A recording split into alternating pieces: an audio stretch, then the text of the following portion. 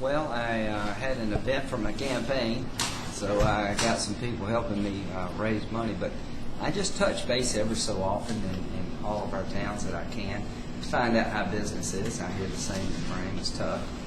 And people, I met a home builder. People have a hard time borrowing money right now. If you're going to build a house or buy a house, you got to feel good about the job you got, stability, and people are still uncertain. But the mayor was telling me the last 5 years have been the toughest I've seen since I've been living, quite frankly. If you're in business today, that means you're smart. The one gentleman said he had 9 employees, he's down to 5. Mr. Wilson started with 5, he's down to 2. That's been going on all over the country, and the federal government needs to do that too. People are tightening their belts. So when I go back to Washington, it's good to know to hear from people running businesses what they have to go do. So we can cut $1.2 trillion over the next 10 years just the way we're doing it. Makes no sense. Taking half of it out of the military, but we're spending 42 cents of every dollar we spend is borrowed money. That's got to stop. And so I guess, coming to agreement with almost, it's touching base, but also that it does make yourself a little more visible going forward towards the election. Have you turned your eyes towards 2014? Absolutely. Yeah, absolutely. I'm focused like a laser on 2014. They have a challenge. Yeah. Are you, I guess, what's more concerned for you, the general or the primary? Well, I think probably the primary, but my main concern is between now and my election to make sure I keep doing the best I can for the country. Iran's getting a nuclear weapon. I want to do something about it. I'll help the president when I can and fight him when I need to. This gun control legislation makes no sense to me. We got mental health background check reform. Before you want to start taking guns away from law-abiding citizens, there's a lot we can do. Background checks. 80,000 people failed a background check last year. Only 22 got prosecuted. That's ridiculous. So Holder needs to do something about that. The president's been a cheerleader for gun control. We should start prosecuting people who fail a background check and create some deterrence. At the end of the day, 9,000 people who failed a background check last year were felons on the run from the law, and not one of them got picked up. So why would you expand a broken system? But I want to sit down and see if we can get immigration reform done. We need to secure our border before you do anything else. Give employers a chance to get labor here legally only after an American worker's had a chance to get the job. Control who gets a job in America has to 11 million.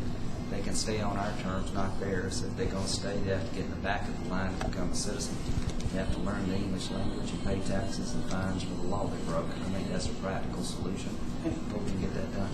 Just real quick, and you said that you got laser focus for 2014, and then you're also doing with immigration reform. Are you at all concerned on any issue that you might get attacked from the right? No, I'm going to. Anytime you're doing something, you're going to make people mad. Just ask the mayor. No doubt. I want to keep the job based on being effective in it. Somebody's got to fix a broken immigration system. Amnesty is doing nothing.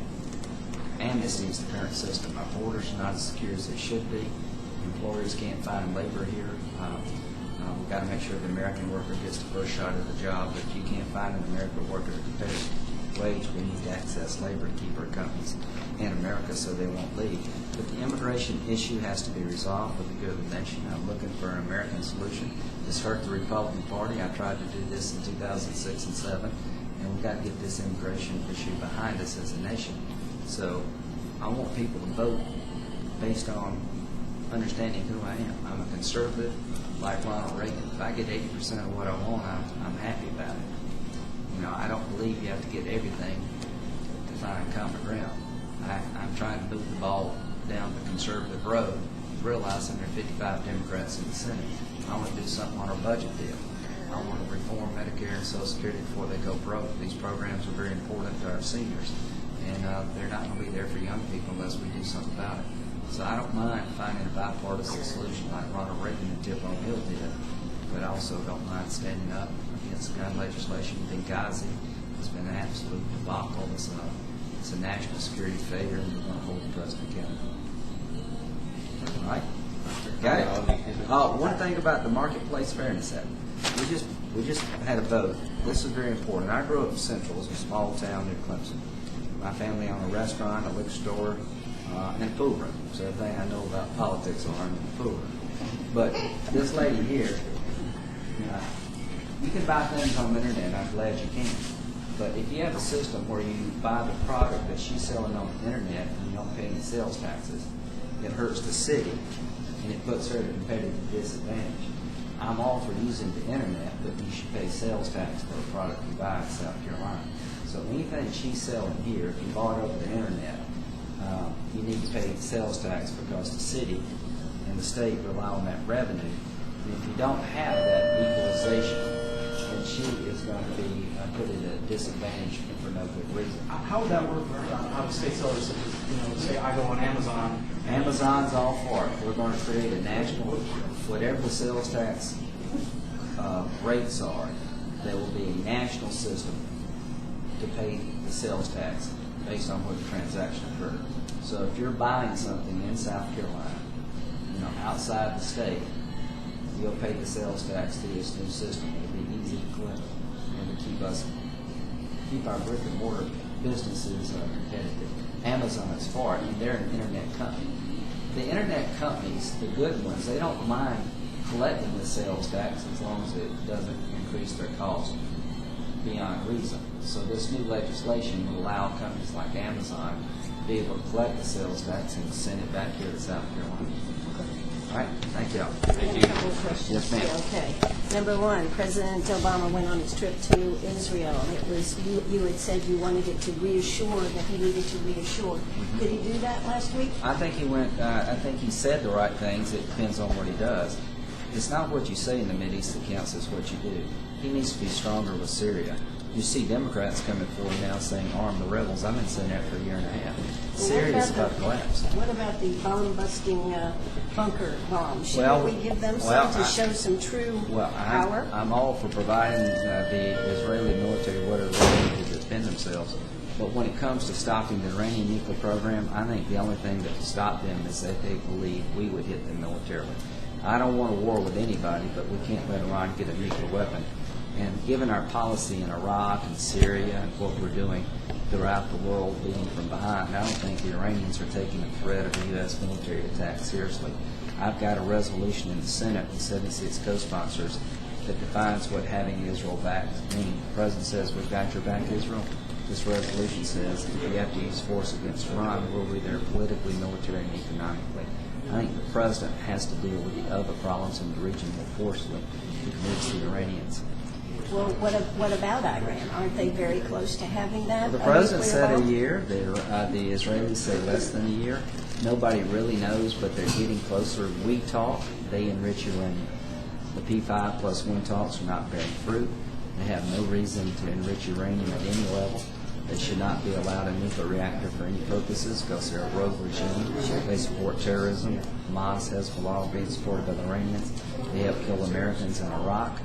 This is a bad regime. The Ayatollahs have a plan to dominate the region.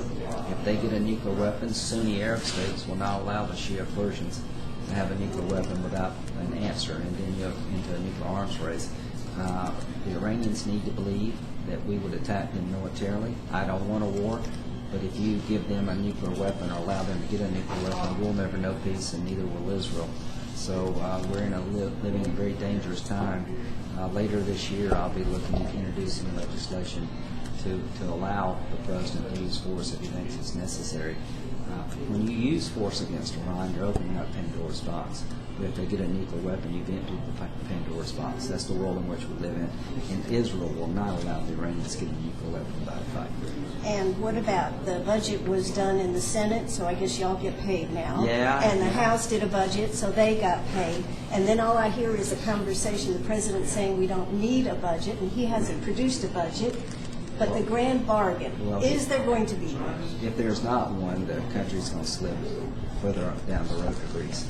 The grand bargain is that Democrats will reform entitlements. Medicare and Social Security are going to bankrupt, the programs are going to fail. We've got 10,000 baby boomers a day retiring. The system's unsustainable. We need to adjust the age for retirement. But are the Republicans going to capitulate, and then we will be less military? I mean, or are we just going to have status quo? We're not going to capitulate. We're going to try to get a big deal, the grand bargain, where we flatten the tax code, eliminate deductions and exemptions, take the revenue to pay down debt, and lower tax rates. And the Democrats agree to adjust the age of retirement, means test benefits, and change the way you calculate inflation for Medicare and Social Security. If you do those things together, you can save the country and get on the road to prosperity. I'm looking for a big budget deal. I'm not going to raise the debt ceiling again until we address why we're in debt. Well, you guys got all summer. I mean, we got all the way to September now. Yeah, I hope we'll use the time wisely. I'm willing to do the big things. Sorry, to jump in on that, with that grand bargain, that's been attempted, those basic principles Right. many, many times, and the American people have seen that. I mean, Here's what I think is different. I think what you see in Europe's coming our way, and the debt ceiling has to be raised in July or August. I'm not going to vote to raise the debt ceiling until we address why we're in debt. 2/3 of the federal budget is either interest on the debt, payments for Medicare and Medicaid. Medicare and Medicaid in 2043 will consume the entire revenue stream. You've got to save these programs from bankruptcy. That's where the big drivers of the debt exist, our entitlement programs. I'm willing to generate more revenue by flattening the tax code and lowering rates and paying off debt. That's the grand bargain. I think it's 50-50. I'm willing to get in the room with the president and others if he's willing to get in the room with me. Well, how was your dinner? Dinner was good. It was cordial. I've never had anything good happen in my life where I didn't sit down and talk with somebody on the other side. When I wanted to buy a car, I always talked with somebody about how much it cost. And at the end of the day, the president's campaign escapades did not pay dividends. He's never stopped campaigning. I think he realizes now he can't do a deal without Republicans.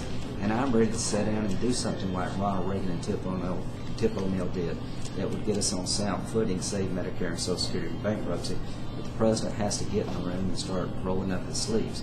Campaigning forever is just not the way to save the country from bankruptcy. And one last question. Okay, one last question. Why were you so against Rand Paul and his 13-hour filibuster? I'm not against Holder should answer this question. No, you can't kill a non-combatant anywhere. That's called murder. But Senator Paul is a libertarian. I'm a Ronald Reagan Republican conservative.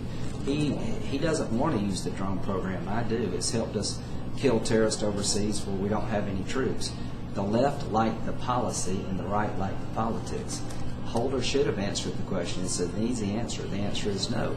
But if you're an American citizen helping Al-Qaeda in America, the fifth column, they're recruiting Americans as I speak to help them. I don't want to read you your Miranda rights. If you're helping Al-Qaeda, you should be held by our military, then presented to a federal judge to make your case. We're at war. Senator Paul was more worried about, a drone being used to blow up somebody in a cafe in America.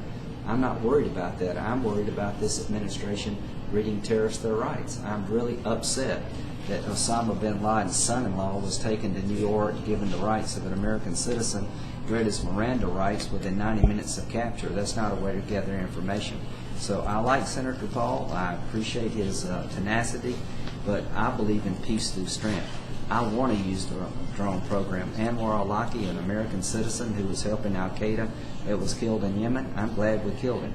I wish we could capture some of these guys, and when we capture them, the last thing in the world they need to hear is you have the right to remain silent. I don't want these guys to remain silent. I want them to talk so we can find out what the enemy's up to.